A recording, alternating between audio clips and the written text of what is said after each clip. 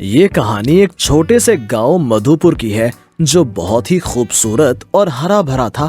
देखने में तो मधुपुर एक छोटा जन्नत ही था, पर गांव में जमींदारों के हाथों हो रहे अत्याचार कुछ और ही बयां करते थे। मोहन एक सुबह अपने घर आता है। इस बार भी फसल नहीं होगी लगता है। कैसे घर चलेगा रंभा? ऊपर से ये लाला पीछे पड़ गया है, आए दिन पैसे मांगता रहता है। फसल नहीं हुई तो कर्ज की रकम कैसे चुकेगी? तभी दरवाजे पर दस्तक होती है। अरे ओ मोहनिया, का रे, गुर्दों में बहुत चर्बी आ गई है का? मेरे आदमी बाहर हैं, कहो तो उतार दें चर्बी। नहीं नहीं मालिक, ऐसा ना कीजिए, हम आपके पैर पड़ते हैं। जो अपने बेटे को पढ़ने के लिए तुमने उधार में पैसे लिए थे, जब तक वो नहीं मिलते तब तक तुम्हारा घर मेरा हुआ। हाँ। मोहन ने अपने एक लौते बेटे को इंजीनियर बनाने के लिए लाला से मोटी रकम उधार ली थी, पर उस बेचारे को क्या पता था कि ऐसी मार उस पर पड़ेगी कि उसकी रीढ़ की हड्डी टूटती सी लगेगी। इस कड़ाके की ठंड में हम लोग कहाँ जाएंगे मालिक? भोला, चंदन, इन भिखारियों को बोरिया बिस्तर यहाँ से उठाओ और बाहर फेंको। मोहन और रंभा कड़ाके की ठंड में बेघर हो चुके थे। कोई और छोर नहीं, कैसे रहें, कहाँ जाएं? दोनों बहुत ही चिंता में थे और ठंड अलग ही दुश्मन बनी बैठी थी। धीरे धीरे रात हो रही है जी, ठंड तो बढ़ती ही जा रही है। क्या करूं मैं? ठंड का ऐसा एहसास तो कभी ना हुआ था रंभा। चल अपने खेत पर चलते हैं और आग जला लेंगे। कुछ देर बाद तो लोग अपने घरों के बाहर बैठने तक नहीं देंगे। दोनों पति पत्नी ठंड से बचने के लिए आग जलाते हैं। अपने खेत में कुछ देर आग सेकते हैं कि तभी तेज बारिश आ जाती है और आग बुझ जाती है।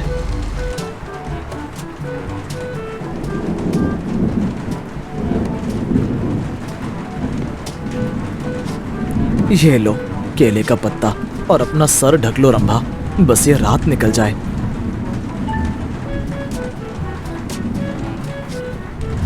बारिश रुक जाती है और दोनों मियाँ बीवी उसी तरह सो जाते हैं। सुबह सुबह उसी रास्ते से बिट्टू का दोस्त रोशन गुजर रहा था। चाचा चाची की ये हालत, बिट्टू को बताना होगा। रोशन बिट्टू को कॉल करके सब बता देता है और बिट्टू वापस गांव लौटने निकल पड़ता है। बिट्टू बहुत ही तेज बुद्धि और अलग सोच का था। इस लाला का माला ना बनाया तो मैं भी बिट्टू नहीं। Madhupur, I am coming. Bittu Madhupur पहुंच जाता है और अपने खेत पहुंचता है। तू वापस क्यों आ गया बेटा? आप लोगों को इस तरह छोड़कर मैं इंजीनियर बनूं माँ? हाँ, ये कैसे हो सकता है? और जहाँ तक रहा इन्वेंशन, तेरा बेटा यही करेगा। इसी जमीन पर होगा मेरा गैजेट्स का यूज। बेटा, कोई तरीका है क्या कि खेत में पानी सही से जा सके? पास की नदी पर जमींदारों ने कब्जा कर लिया है। अगर सही से पानी मिले तो खेतों में फसल आ जाएगी। घर का क्या है, हम लोग खुश हैं यहाँ भी।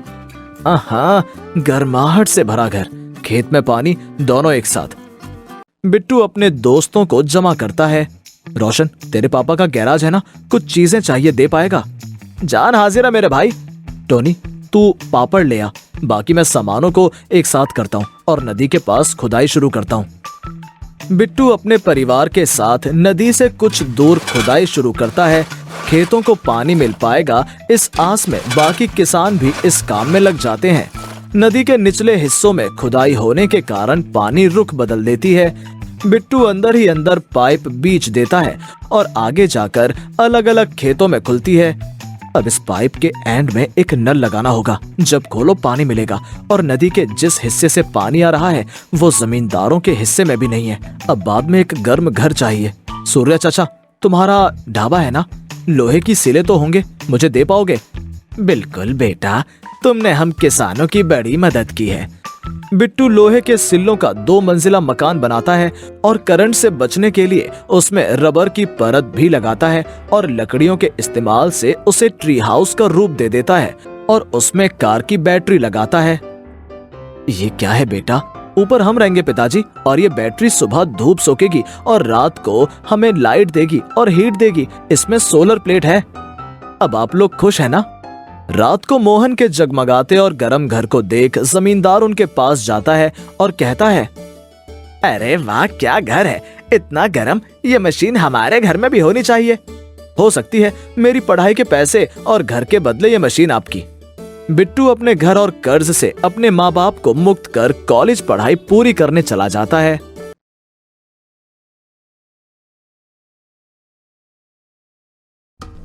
भीमा के परिवार में 2 बेटियां अर्चना और पूजा एवं पत्नी कमला थी। बांस को छीलकर टोकरी बनाने का काम करने वाला भीमा दिन रात मेहनत करने के बाद भी अपने परिवार को एक वक्त का खाना भी ठीक से नहीं खिला पा रहा था। एक दिन भीमा गांव से कमाने शहर आया और भाड़े पर रिक्शा लेकर चलाने लगा। वो एक कमरे में 15 आदमियों के साथ किसी तरह रहता था। एक दिन, भाई भीमा, तुम दिन रात मेहनत करके आधा पेट खाकर पैसा घर भेजते हो, तुम परिवार को यहीं क्यों नहीं बुला लेते? भाई, मैं भी यही सोच रहा हूँ। इस खर्च में परिवार भी एक ही टाइम का खाना खाकर रहते हैं। हाँ, और भाभी आएंगी तो तुम खाना भी समय से खा लोगे। 2 जगह का खर्च एक जगह हो जाएगा। वो सब तो ठीक है, लेकिन हम रहेंगे कहाँ? जितना मैं कमाता हूँ उतना तो मकान का किराया ही हो जाएगा। चलो करीम भाई से कमरे की बात करते हैं। दोनों चौल के मालिक करीम भाई के पास जाते हैं। देखो भाई, मेरे पास जो कमरे हैं वो तुम्हारी औकात से बाहर है। एक शौचालय है जिसमें अगर तुम एडजस्ट कर सकते हो तो बोलो। ठीक है करीम भाई, हम उसमें रह लेंगे। और कोई चारा भी तो नहीं है हमारे पास। ठीक है भीमा, ये लो शौचालय की चाबी। 4000 रुपए प्रति महीने लगेंगे। भीमा अपनी फैमिली को शहर बुला लेता है। जब पत्नी और बच्चे घर देखते हैं तो नाक मुंह बंद कर बाहर आ जाते हैं, लेकिन लाचारी और मजबूरी उन्हें शौचालय में रहने पर मजबूर कर देती है। एक दिन, पिताजी, पिताजी, देखो ना माँ को क्या हो गया। कमला, उठो, क्या हो गया तुम्हें? भीमा के लाख उठाने के बावजूद कमला नहीं उठती, तो भीमा बेटियों की मदद से कमला को रिक्शा पर लादकर डॉक्टर के पास ले जाता है। डॉक्टर बोलता है कि एलर्जी के कारण ऐसा हुआ है, इन्हें साफ सुथरी जगह पर रखिए तथा पौष्टिक आहार खिलाइए। पिताजी, घर में तो खाने के भी पैसे नहीं है, माँ को फल कहाँ से खिलाएंगे? अगर हम 2 दिन नहीं खाए तो माँ को 1 दिन का फल खिला सकते हैं। पिताजी, इस तरह तो हम ज्यादा दिन तक नहीं रह सकते। मैं भी कमाना चाहती हूँ ताकि हम कम से कम 2 वक्त का खाना तो खा सकें। वो सब तो ठीक है बेटी, लेकिन तू करेगी क्या? पिताजी, गांव की आशा दीदी से मैंने नर्सिंग का काम सीखा है। अगर किसी डॉक्टर के यहाँ काम मिल जाए तो अच्छा होता है। ठीक है, मैं एक डॉक्टर साहिबा के कंपाउंडर को रोज क्लिनिक पहुंचाता हूँ। आज ही उनसे बात करता हूँ। भीमा कंपाउंडर से अर्चना के बारे में बात करता है। कंपाउंडर बताता है कि डॉक्टर साहिबा को भी एक अच्छी लड़की की जरूरत है। मैं उसे ट्रेनिंग दे दूंगा। कल से अर्चना क्लिनिक पर जाने लगेगी। अपनी लगन, मेहनत और मृदु व्यवहार से अर्चना जल्द ही डॉक्टर साहिबा की नजदीकी स्टाफ हो जाती है। एक दिन क्लिनिक में, अर्चना, मैं अपनी जिंदगी में पहली बार ऐसी लड़की देख रही हूँ जो इतने कम समय में नर्सिंग का पूरा काम सीख गई हो। ये सब आपकी बदौलत संभव हो सका है डॉक्टर साहिबा। अब कैसी है माँ की तबीयत? माँ अभी पूरी तरह से ठीक नहीं हुई है। मैंने तो कई बार तुम्हें कहा है कि एक बार माँ को क्लिनिक लेकर आओ। देखती हूँ कौन सी बीमारी है जो इतने समय से बीमार हो रखी है। जी डॉक्टर साहिबा, अगर थोड़ी सी भी ठीक हो जाती है तो माँ को क्लिनिक लेकर आ जाऊंगी। अर्चना घर पहुंचती है तो देखती है कि पूजा भी बेड पर लुढ़की है। क्या हुआ पूजा, ऐसी क्यों लेटी हुई हो? नहीं दीदी, सुबह से ही मुझे बुखार जैसा लग रहा था। दोपहर में 3-4 बार उल्टियां भी हो गई थी। अर्चना थर्मामीटर से पूजा का बुखार मापती है। अरे, तुम्हें तो 104 बुखार है। पिताजी, पूजा को नर्सिंग होम लेकर जाना होगा। ठीक है, मैं रिक्शा निकालता हूँ, तुम पूजा को लेकर आओ। भीमा और अर्चना पूजा को लेकर क्लिनिक पहुँचते हैं। फाउंडर साहब, डॉक्टर साहिबा कहाँ हैं? एक ऑपरेशन कर रही है। क्यों, क्या बात हुई? सब ठीक तो है ना? और ये कौन है? ये मेरी बहन पूजा है। इसे दिन में 4 बार उल्टियाँ हुई हैं और अभी 104 बुखार है। डॉक्टर साहिबा ऑपरेशन थिएटर से निकलकर सीधा पूजा के पास आती हैं। पूजा को स्लाइन चढ़ाती हैं और इंजेक्शन देती हैं। कुछ देर में पूजा नॉर्मल हो जाती है। काफी रात हो चुकी है, चलो अर्चना, मैं अपनी गाड़ी में तुम लोगों को घर छोड़ देती हूँ। थैंक यू डॉक्टर साहिबा, मेरे पिताजी रिक्शा लेकर खड़े हैं, हम उससे चले जाएंगे। क्या बात है अर्चना, जब भी हम तुम्हें घर छोड़ने को कहते हैं तो तुम हमें मना कर देती हो। खैर कोई बात नहीं, कल मिलते हैं। Good night. Good night doctor साहिबा। पूजा और अर्चना पिताजी के रिक्शे पर बैठकर घर आ जाती हैं। शौचालय वाले घर में रहने के कारण दिन प्रतिदिन कमला और पूजा की तबीयत और खराब होने लगती है। एक दिन, माँ, सब्जी काटने के लिए जरा बेड के पास से चाकू तो देना। माँ, ओ माँ, दीदी देखो ना, माँ को क्या हो गया। माँ, माँ, उठो माँ। माँ, अर्चना माँ की नब्ज टटोलने की कोशिश करती है, लेकिन उसे नब्ज ही नहीं मिलती। हड़बड़ाकर वो डॉक्टर साहिबा को फोन करती है और रोते हुए बोलती है, मेरी माँ को बचा लो डॉक्टर साहिबा, मेरी माँ को बचा लो। अर्चना, घबराओ नहीं, कहाँ आना है ये बताओ। डॉक्टर साहिबा, आप मेन रोड पर लड्डन हलवाई के दुकान के पास आइए, मैं वहाँ आ रही हूँ।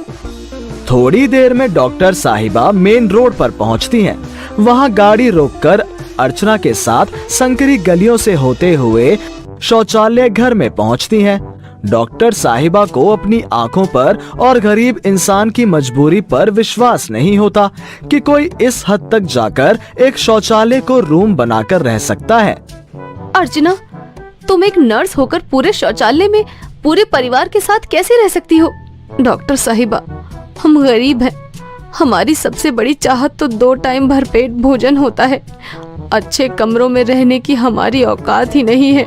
डॉक्टर साहिबा अर्चना की बेबाक गरीबी की सच्चाई सुनकर कुछ बोल नहीं पाती। वो तुरंत अर्चना के परिवार को अपने फ्लैट के आउट हाउस में शिफ्ट करवाती है। कुछ ही दिनों में भीमा का परिवार स्वस्थ हो जाता है। अब भीमा नर्सिंग होम में गार्ड का काम करता है। माँ कमला डॉक्टर साहिबा के बच्चों की आया बन जाती है और पूजा अपनी ग्रेजुएशन की अधूरी पढ़ाई को स्टार्ट कर देती है। भीमा का परिवार अब एक खुशहाल परिवार होता है।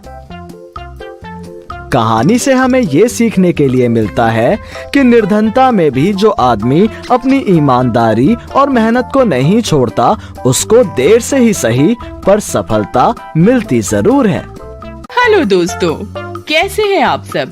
हमारी कहानियाँ देखने के लिए हमारे चैनल को सब्सक्राइब कीजिए और हाँ, बेल आइकॉन पर क्लिक करना मत भूलिएगा।